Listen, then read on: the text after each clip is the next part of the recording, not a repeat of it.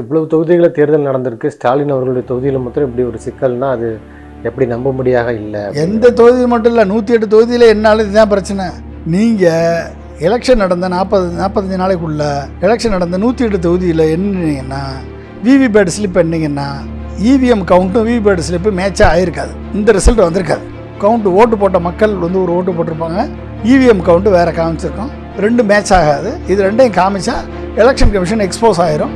கண்டிப்பாக காமிக்க மாட்டாங்க. ஒரு பேசிக்காக ஒரு காமன் மேனுக்கு இருக்கக்கூடிய அடிப்படை நாலேஜ், அடிப்படை கேள்வியை கூட கேட்க மறுக்கக்கூடிய சுப்ரீம் கோர்ட் எப்படி நியாயத்தை கொடுக்கும்? எலெக்ஷன் கமிஷனுக்கு ஆதரவாக தான் பேசும். அப்போ இந்த எலெக்ஷன் கமிஷன் இது இண்டிபெண்ட் எலெக்ஷன் கமிஷன் இல்லை, ரூலிங் பார்ட்டியால் உருவாக்கப்பட்ட எலெக்ஷன் கமிஷன், ரூலிங் பார்ட்டியுடைய ஸ்லேவ். அப்போ இந்த எலெக்ஷன் கமிஷனில் நியாயம் கிடைக்காது. இந்த எலெக்ஷன் கமிஷன் சுப்ரீம் கோர்ட்டை ஏமாத்துறான், சுப்ரீம் கோர்ட் மக்களை ஏமாத்துறான். இது ஒரு விசிய சைக்கிள்.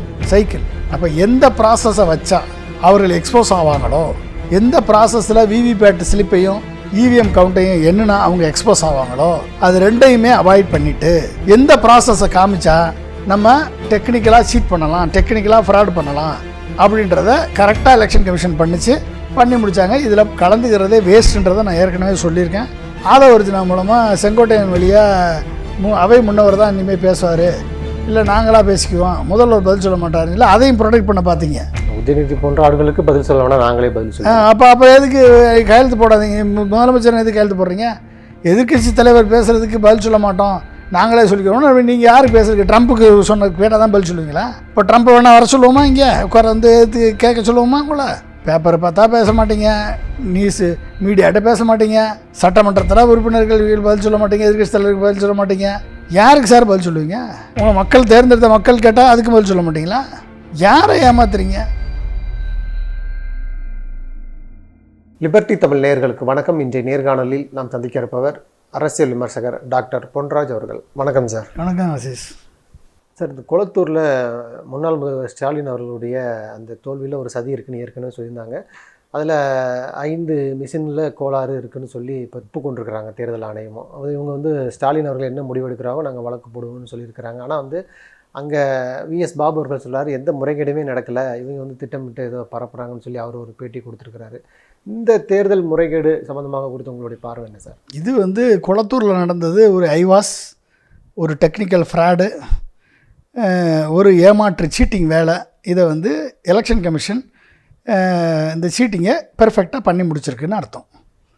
ஓகே, 14 தொகுதிகளில் என்னன்னு சொல்லி 5 தொகுதியினுடைய விவிபேட் ஒர்க் பண்ணலை, புது டேக் இருந்தது, பாதியில் ரெக்கக்னைஸ் பண்ணலை, இப்படி பல்வேறு குற்றச்சாட்டுகளுக்கு உள்ளாகி அது தொக்கிட்டு நிற்கிது. ஓகே, அதாவது ஃபஸ்ட் லெவல் ஃபிசிக்கல் வெரிஃபிகேஷன்லேயே ஃபெயிலியர் அப்படின்னா ஆக்சுவலாக என்ன பண்ணியிருக்கணும்? 100% விவிபேட் ஸ்லிப்பை எண்ணியிருக்கணும். விவிபேட் ஸ்லிப்பை எப்போக்குள்ளே எண்ணியிருக்கணும்? 45 நாளைக்குள்ளே எண்ணியிருக்கணும்.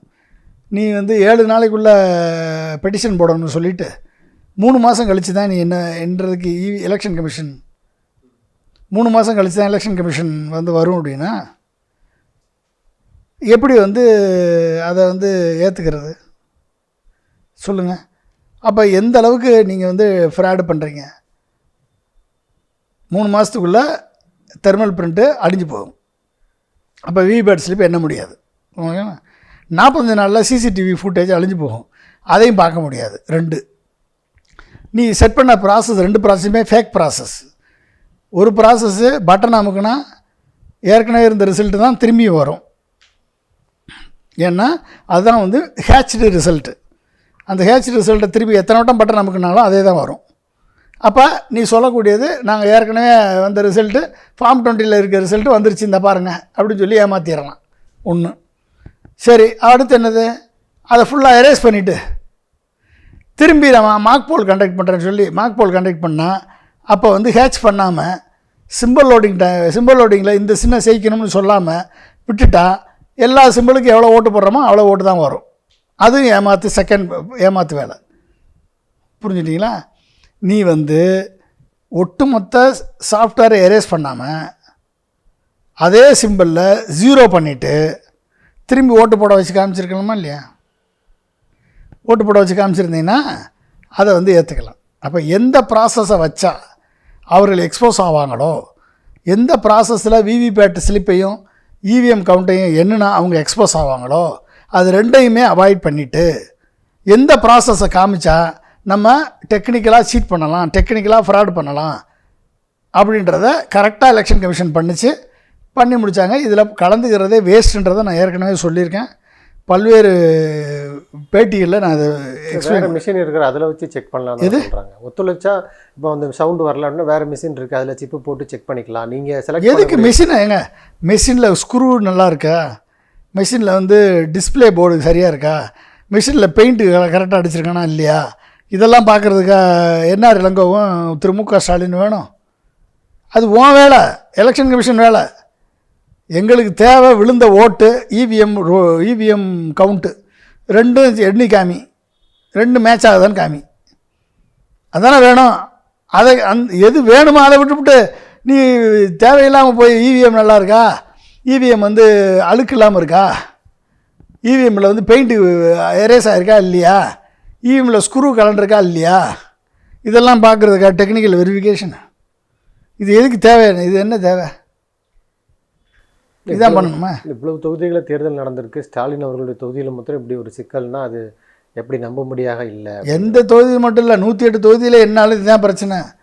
நீங்கள் எலெக்ஷன் நடந்த 45 நாளைக்குள்ளே எலெக்ஷன் நடந்த 108 தொகுதியில் என்னீங்கன்னா விவிபேட் ஸ்லிப் என்னீங்கன்னா இவிஎம் கவுண்ட்டும் விவிபேட் ஸ்லிப்பு மேட்சாக ஆகிருக்காது, இந்த ரிசல்ட் வந்திருக்காது. விவிபேட்டில் ஒரு கவுண்ட்டு ஓட்டு போட்ட மக்கள் வந்து ஒரு ஓட்டு போட்டிருப்பாங்க, இவிஎம் கவுண்ட்டு வேறு காமிச்சிருக்கோம், ரெண்டு மேட்ச் ஆகாது. இது ரெண்டையும் காமிச்சா எலெக்ஷன் கமிஷன் எக்ஸ்போஸ் ஆகிரும், கண்டிப்பாக காமிக்க மாட்டாங்க. சார், இப்போ இந்த ஸ்டாலின் அவர்கள் ஏற்கனவே சந்தேகம் இருக்குன்னு தான் ஒரே வாரத்தில் அந்த மனு போட்டாங்க. இப்போ வந்து அதில் சொன்னது போலவே ஒரு சிக்கல் இருக்குங்கிறது நிரூபணம் ஆகிருக்கு. இப்போ அடுத்த கட்டமாக எப்படி சார் இதை கொண்டு போவாங்க, டீல் பண்ணுவாங்க? கோர்ட்டில் வழக்கு போடுவாங்களா, எப்படி போவாங்க? ஒன்றும் நடக்காதுங்க. கோர்ட் வந்து ஆல்ரெடி கண்ணை மூடிட்டு உட்காந்துருக்காங்க. கோர்ட் வந்து எலெக்ஷன் கமிஷன் என்ன சொன்னாலும் எஸ்ன்னு சொல்லிகிட்டு இருக்கான். காமன் சென்ஸே அப்ளை பண்ணி பார்க்க மாட்டான். அப்புறம் எப்படி இருக்கும்?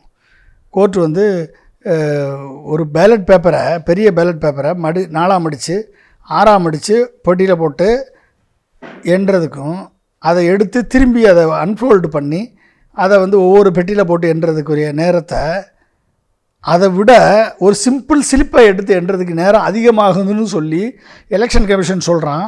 அதை சுப்ரீம் கோர்ட்டு நம்புகிறான். அப்படின்னா எப்படிப்பட்ட நீதிபதிகளை கொண்ட சுப்ரீம் கோர்ட்டாக அது இருக்குன்னு பாருங்கள். ஒரு பேசிக்காக ஒரு காமன் மேனுக்கு இருக்கக்கூடிய அடிப்படை நாலேஜ், அடிப்படை கேள்வியை கூட கேட்க மறுக்கக்கூடிய சுப்ரீம் கோர்ட்டு எப்படி நியாயத்தை கொடுக்கும்? எலெக்ஷன் கமிஷனுக்கு ஆதரவாக தான் பேசும். அப்போ என்ன? அப்போ இந்த எலெக்ஷன் கமிஷன் வந்து இஸ் அ ரூலிங் பார்ட்டிக்கு, இது இண்டிபெண்ட் எலெக்ஷன் கமிஷன் இல்லை, ரூலிங் பார்ட்டியால் உருவாக்கப்பட்ட எலெக்ஷன் கமிஷன், ரூலிங் பார்ட்டியுடைய ஸ்லேவ். அப்போ இந்த எலெக்ஷன் கமிஷனில் நியாயம் கிடைக்காது. இந்த எலெக்ஷன் கமிஷன் சுப்ரீம் கோர்ட்டை ஏமாத்துறான், சுப்ரீம் கோர்ட் மக்களை ஏமாத்துறான். இதுதான், இது ஒரு விசியஸ் சைக்கிள். இந்த சைக்கிளுக்குள்ளே போய் மாட்டிக்கிட்டு முழிக்க முடியாது. அப்போ மக்கள் போராட்டம் ஒன்று தான். வாக்குரிமை மீட்டெடுக்க வேண்டும் என்று சொன்னால் ஈவிஎம்ஐ ஒளி, வாக்குச்சீட்டே வழி, வேறு வழி இல்லை. இது ஒன்று தான் நம்ம மக்கள் போராட்டமாக முன்னெடுத்தால் மட்டும்தான் இனிமேல் வந்து அதுக்கான வாய்ப்புகள் இருக்கும். இது ஒரு இயக்கமாக உருவாகணும், மக்கள் இயக்கமாக உருவாகணும். தேர்தல் நேர்மையாக தான் நடந்திருக்கு. தோல்வியை தாங்க முடியாமல் திமுக இப்படி பேசுகிறாங்கன்னு சொல்லி அங்கே இருக்கக்கூடிய எம்எல்ஏ விஎஸ் பாபு அவர்கள் சொல்லி. விஎஸ் பாபுலாம் ஒரு ஆளுன்னு நீங்கள் வேறு ஹூ இஸ் தட் ஃபாலோ, அவரெல்லாம் ஒரு ஆளுன்னு பேசிகிட்டு இருக்கீங்க.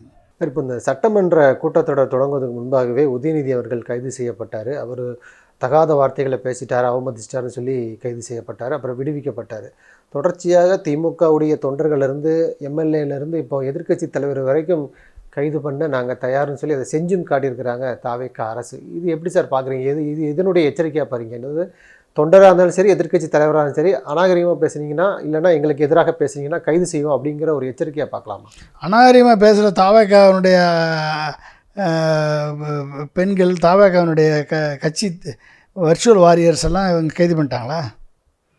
அநாகரிகமாக நடந்து கொண்ட ஒரு எம்எல்ஏ மேலே ஒரு பொண்ணு டெய்லி புகார் கொடுத்துக்கிட்டே இருக்க வீடியோவில் வந்து அவர் மேலே நடவடிக்கை எடுத்துட்டார். அவர் அநாகரிகமாக பேசின தாவேகா விர்ச்சுவல் வாரியர்ஸ் மேலே என்ன நடவடிக்கை எடுத்திருக்காங்க சொல்லுங்கள். பாலியல் குற்றச்சாட்டுக்கு உள்ளான, போக்சோ குற்றச்சாட்டுக்கு உள்ளான, பொள்ளாச்சி சம்பவத்துக்கு ஈடாக சேலத்தில் பக்கத்தில் நடந்த சம்பவத்துக்கு ஈடாக இருந்து தொடர்புடைய எம்எல்ஏக்கள் இவங்களை எல்லாத்தையுமே இப்போ ஆக்ஷன் எடுத்து நடவடிக்கை எடுத்துட்டார் அவர். அவங்க குற்றம் செய்பவர்கள் ஃபுல்லாக மெஜாரிட்டி தாவேகாவை சேர்ந்தவர்களாக இருக்காங்கன்னு பேப்பர் நியூஸும் எல்லா நியூஸும் வருது. அப்போ அந்த இன்னென்ன பேர் குற்றம் சாட்டினாங்கன்னு பேரை சொல்லி எதிர்க்கட்சி தலைவர் சட்டமன்றத்தில் பேசினார். அவர் கொடுத்த அந்த லிஸ்ட்டில் இருந்த பேரில் யார் மேலேயாவது ஒரு ஆக்ஷன் எடுத்திருக்கீங்களா? எதுவுமே எடுக்கலை. ஆனால் இதை சுட்டி காட்டிய, இதை சொல்லக்கூடிய எதிர்க்கட்சி தலைவர் மேலே சொல்லாததை சொன்னாங்கன்னு சொல்லி திரிச்சு இரட்டையர்த்த வசனத்தை இவங்களாக உருவாக்கி அவர் மேலே கேஸை ஃபைல் பண்ணி அவரை எப்படியாவது அரெஸ்ட் பண்ணி சட்டசபை கூட்டத்தில் கலந்து விடக்கூடாதுன்னு முயற்சி எடுத்தீங்க. அது நீதிமன்றம் முறியடிச்சிருச்சு. அது ஓகே, சரி, வந்தால் கேள்வி கேட்டால் பதில் சொல்ல மாட்டோம்னு சொல்லி ஆதவர்ஜனா மூலமாக செங்கோட்டையன் வழியாக அவை முன்னவர் தான் இனிமேல் பேசுவார், இல்லை நாங்களாக பேசிக்குவோம், முதல்வர் பதில் சொல்ல மாட்டார், இல்லை அதையும் ப்ரொடெக்ட் பண்ண பார்த்தீங்க. உதயநிதி போன்ற ஆட்களுக்கு பதில் சொல்ல வேணாம், நாங்களே பதில் சொல்லுவோம். அப்போ எதுக்கு கையெழுத்து போடாதீங்க? முதலமைச்சர் எதுக்கு கையெழுத்து போடுறீங்க? எதிர்க்கட்சி தலைவர் பேசுகிறதுக்கு பதில் சொல்ல மாட்டோம், நாங்களே சொல்லிக்கிறோம். நீங்கள் யாருக்கு பேசுறதுக்கு? ட்ரம்ப்புக்கு கேட்டால் தான் பதில் சொல்லுவீங்களா? ட்ரம்ப்பு கேட்டால் தான் பதில் சொல்லுவீங்களா? இப்போ ட்ரம்ப்பை வேணால் வர சொல்லுவோமா? இங்கே உட்கார கேட்க சொல்லுவோமா? உங்களை சொல்லுங்கள், யாருக்கு பதில் சொல்லுவீங்க? நீங்கள் தமிழ்நாடு முதலமைச்சர் தானே, அப்போ எதிர்க்கட்சி தலைவர் கேட்குற கேள்விக்கு பதில் சொல்லி தானே ஆகணும். அப்போ யாருக்கு பதில் சொல்லுவீங்க? பேப்பரை பார்த்தா பேச மாட்டீங்க, நியூஸு மீடியாட்ட பேச மாட்டீங்க, சட்டமன்றத்தில் உறுப்பினர்கள் பதில் சொல்ல மாட்டீங்க, எதிர்க்கட்சி தலைவருக்கு பதில் சொல்ல மாட்டீங்க. யாருக்கு சார் பதில் சொல்லுவீங்க? உங்களை மக்கள் தேர்ந்தெடுத்த மக்கள் கேட்டால் அதுக்கு பதில் சொல்ல மாட்டீங்களா? யாரை ஏமாத்துறீங்க? மக்கள் பார்த்தானே இருக்காங்க எல்லாரும். இது ஒரு எச்சரிக்கை தானே. ஒரு எம்எல்ஏலேருந்து ஒரு எதிர்க்கட்சி தலைவர் வரைக்கும் கைது பண்ணும்போது இனிமே நம்மளை பார்த்து பயப்படுவாங்க, இனிமேல் பேச மாட்டாங்க, தேவையில்லாமல் பேச மாட்டாங்கன்னு சொல்லி ஒரு எச்சரிக்கை கொடுக்குறாரு. என்ன தேவையில்லாமல் பேச மாட்டாங்க? அவங்க பேசாததெல்லாம் பேசுனதா சொல்லி நீ கேஸ் போட்டேன்னா அந்த கேஸ் எப்படிங்க நிற்கும்? விமர்சனமே பண்ணக்கூடாது, இனிமேல் எதுவுமே பண்ணக்கூடாது, எதுவுமே பேசக்கூடாது. அப்படின்னா இம்மென்றால் சிறைவாசம், ஏனென்றால் வனவாசம், அவ்வளோதானே. இந்த நக்கீரன் கோபால் மேலே வழக்கு, பிஆர் சுந்தர் மேலே வழக்கு, நைட்டாக அரெஸ்ட் பண்ணுறீங்க, நீதிமன்றம் அவரை விடுவிச்சிருச்சு. நக்கீரன் கோபால் மேலே வழக்கு போடுறீங்க ஒரு யூடியூப் சேனலுக்கு பேட்டி கொடுத்ததுக்கு. என்ன எல்லார் மேலேயும் வழக்கு தானே. அப்போ தமிழ்நாடு காவல்துறையை எப்படியெல்லாம் மிஸ்யூஸ் பண்ணணும்னா அதுக்கு கோர்ஸ் செப்பரேட்டாக திரு ஜோசப்கிட்ட போய் கேட்டால் தான் சொல்லுவார் எப்படி மிஸ்யூஸ் பண்ணலாம் அப்படின்ட்டு. தமிழ்நாடு காவல்துறை டோட்டலாக மிஸ்யூஸ் பண்ணப்படுகிறது.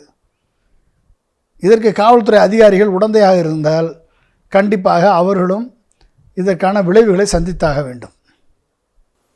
அந்த ஓவராலாக இப்போ நேற்று அந்த நிதி அறிக்கை சம்மந்தமாக பட்ஜெட்டு, வேளாண் பட்ஜெட்டு, இன்றைக்கு இந்த விவாதம், ஒட்டுமொத்தமாக இந்த பட்ஜெட்டில் ஸ்டாலின் அவர்களுடைய திட்டங்கள் மேலே அந்த லேபிளை ஒட்டுறாரு, அதுவும் வெற்றி லேபிளை ஒட்டுறாரு, வெற்றின்னு சொல்லி அதை இது பண்ணுறாருன்னு சொல்லி ஒரு கருத்து சொல்கிறாங்க.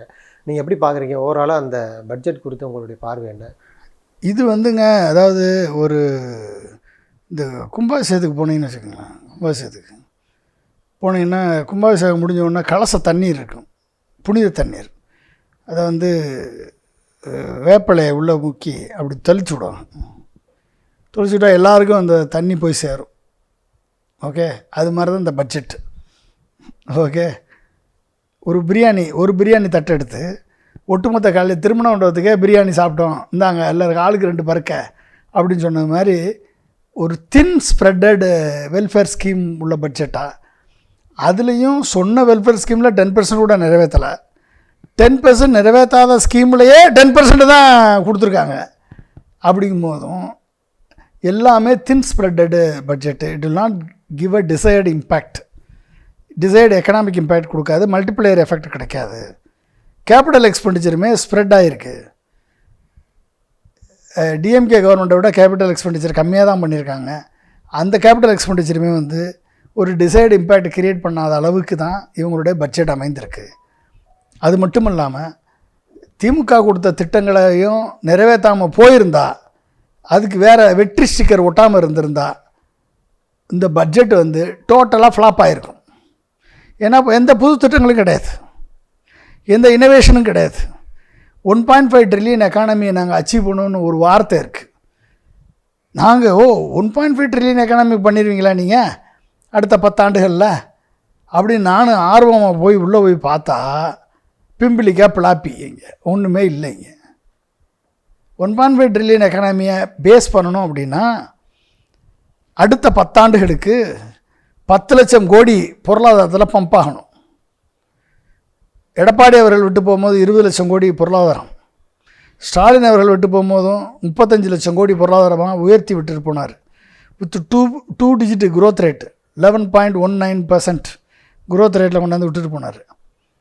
ஓகே, இது வந்து 1.5 ட்ரில்லியன் எக்கானமியை ஆக்கணும் 10 ஆண்டுகள் அப்படின்னா 3.5 லட்சம் கோடி வருஷத்துக்கு எக்கனாமியில் பம்ப் ஆகிறது 10 லட்சம் கோடியாக மாறணும். எப்படி மாறும்? 3.5 லட்சம் கோடி 3 9 3 டைம்ஸ் எப்படி மாறும்? 3 டைம்ஸ் மாறுறதுக்கு என்ன பேசிக் எக்கனாமிக் க்ரோத் என்ஜின்ஸ் இவங்க பட்ஜெட்டில் வடிவமைச்சிருக்காங்க அப்படின்னா ஒன்றும் இல்லை, அங்கே ஜீரோ. அப்போ ஃபினான்ஸ் செக்ரட்டரி என்ன சொல்கிறாரு? அடுத்த 50 ஆண்டுகள் ஆனாலும் கடனை அடைக்க முடியாது, நாங்கள் இப்போ 1,73,000 கோடி கடன் வாங்க போகிறோம். ஓகே, கடனை வைத்து கொண்டு விட்டார்கள், கடனை வைத்து சென்று விட்டார்கள் என்று சொல்லி வாய்ச்சவடால் பேசி ஆட்சிக்கு வந்த மிஸ்டர் ஜோசப்பு இன்றைக்கி 1,73,000 கோடி கடன் வாங்க போகிறாராம். ஓகே, சரியா? எப்படி இருக்கும்? ஆனால் சொல்லாததெல்லாம் செய்கிறாங்களே. இப்போ அண்ணன் சீர் தாய்மாமன் சீர்லாம் இப்போ இது பண்ண போகிறாங்க. இப்போ கூவார அண்ணன் சீர் யார் கொடுக்குறாங்க? தாய்மாமன் சீர், அண்ணன் சீர், ரெண்டு சீரை எடுத்துக்கணும். நீங்கள் அதானே சொன்னீங்க. சரி, தாய்மாமன் சீர், அண்ணன் சீர். அண்ணன் சீர் என்னது? 8 கிராம் கோல்டு ஒரு பட்டு புடவை, ரெண்டும் சேர்த்தா 1,13,000 வருது. 1,13,000. இந்த 1,13,000 நான் போட்ட கணக்கு. அது 1,15,000 வரலாம், 1,20,000 கூட வரலாம். 1,13,000 கணக்கு வச்சுக்கிட்டா 11,000, 1,11,000 8 கிராம் கோல்டு, 2,000 ரூபா பட்டு சேலைன்னு வச்சுக்கோங்க. 1,13,000 வந்துச்சு அப்படின்னா இவங்க எத்தனை பேர் கொடுக்குறாங்க? இவங்களோட அலாட் பண்ண பட்ஜெட்டு 71,000 பேர் கொடுக்குறாங்க. எத்தனை பேர் கல்யாணம் பண்ணுறாங்க தெரியுமா? 8,70,000 பேர் கல்யாணம் பண்ணுறான். 9 லட்சம் பேர் கல்யாணம் பண்ணுறான் வருஷத்துக்கு. 9 லட்சம் பேர் கல்யாணம் பண்ணுறவனுக்கு 70,000 பேருக்கு தான் கொடுக்குறான் அப்படின்னா 10% கூட கொடுக்கல. இதுக்கு பேர் தான் வாக்குறுதியை நிறைவேற்றுற லட்சணமா இதுக்கு பேர்? சரி, அண்ணன் சீர், தாய்மாமன் சீரு மோதிரம் வந்து ஒரு கிராம் கோல்டு ரிங்கு இன்றைக்கி 9 லட்சம் குழந்தை பிறக்குது. அதில் 5 லட்சம் குழந்தை கவர்மெண்ட் ஹாஸ்பிட்டலில் பிறக்குது. நீங்கள் கொடுக்குறது 3 லட்சம் பேர் கொடுக்குறீங்க. கவர்மெண்ட் ஹாஸ்பிட்டல் பிறக்கிற குழந்தைக்கு தானே தரேன்னு சொன்னீங்க. அதில் 5 லட்சம் பேர் குழந்தை பிறக்குது, நீ 3 லட்சம் பேர் கொடுக்குறீங்க. மிச்சம் 2 லட்சம் பேர் யார் கொடுப்பா? யார் சார் கொடுப்பா? அவங்க கவர்மெண்ட் ஹாஸ்பிட்டல் தானே பிறக்குது. அப்போ எந்த அளவுக்கு வந்து மக்களை ஏமாற்றிருக்காரு இந்த ஜோசப் அப்படின்றத இவருடைய 2 ஸ்கீம் எடுத்தாலே தெரிஞ்சு போகுது. இல்லை, நீங்கள் போக போக பார்ப்பீங்க. இப்போ அதாவது கூவமார அடையாரெல்லாம் வந்து சிங்கப்பூரில் இருக்கிற சவுத் கொரியாவில் இருக்கிற நதி போல் நாங்கள் வந்து மாற்றி காட்டுவோம். எப்படி மாற்றுவீங்க சொல்லுங்கள். எப்படி மாற்ற போகிறீங்க? சொல்லிட்டாங்க. எப்படி மாற்றுவீங்க சொல்லுங்கள். எப்படி சார் மாற்ற போகிறீங்க? பாருங்கள், மாற்றி காட்டு. எப்படி மாற்றுவீங்க அது சொல்லுங்கள். நீங்கள் எப்படி மாற்ற போகிறீங்க சொல்லுங்கள். அதான் அமைச்சர் ஆய்வு பண்ணாரா சார்? என்ன ஆய்வு பண்ண? அமைச்சர் வாயில் வடை சுட்டுறலாம், எல்லாத்தையும் வடை சுட்டுருவீங்க. எப்படி மாற்ற போகிறீங்க? எப்படி பண்ண போகிறீங்க? என்ன அப்ரோச் உங்களுக்குன்னு ஏதாவது விஷயம் இருக்கா? மக்கள் குழந்தைகள் அதில் குளிக்கிற அளவுக்கு நாங்கள் ரெடி பண்ணி, அது எல்லாரும் சொல்கிறதாங்க, எல்லாரும் நல்லதான் குளிக்கிற அளவுக்கு நாங்கள் பண்ணோம். எப்படி பண்ண போகிறீங்க அது சொல்லுங்கள். அதுக்கு என்ன பட்ஜெட்டு, எவ்வளோ நாளுக்குள்ளே பண்ணுவீங்க அது சொல்லுங்கள். அப்புறம் இதெல்லாம் வந்து வாயில் வடை சுடுறது என்ன வேணாலும் சினிமாவில் வர்றது மாதிரி ஜி பூம் பா அப்படின்னு ஒரு பாட்டு போட்டவுடனே கூவத்தில் தண்ணி ஓடுற மாதிரி சிஜியில் போட்டு காமிச்சிடலாம். இங்கே ரியாலிட்டியில் பண்ணணும்ல. பண்ணுறதுக்கு என்ன அடிப்படை பண்ணணும், அதுக்கு என்ன பேக்ரவுண்ட் ஒர்க் பண்ணணும், அதுக்கு என்ன ப்ரிப்பரேட்டரி ஒர்க் பண்ணணும், ப்ரிப்பரேட்டரி ஒர்க்குக்கு எவ்வளோ பட்ஜெட் ஆகும், ஆக்சுவல் ஒர்க்குக்கு எவ்வளோ பட்ஜெட் ஆகும், அது எக்ஸிக்யூஷனுக்கு எவ்வளோ பட்ஜெட் ஆகும், ரியாலிட்டி கொண்டு வரதுக்கு எவ்வளோ ஆகும், எவ்வளோ நாளைக்குள்ளே முடிக்க முடியும், என்ன டெக்னாலஜி யூஸ் பண்ண போகிறோம், சஸ்டைனபிளாக இருக்குமா இல்லையா? இத்தனை கேள்விக்கு பதில் இருக்கா மிஸ்டர் ஜோசப்? நன்றி சார், நிறைய நல்ல தகவல்களை நேயர்களுக்கு சொல்லியிருக்கீங்க. உங்களுடைய நேரத்துக்கு மிக்க நன்றி. மிக்க நன்றி.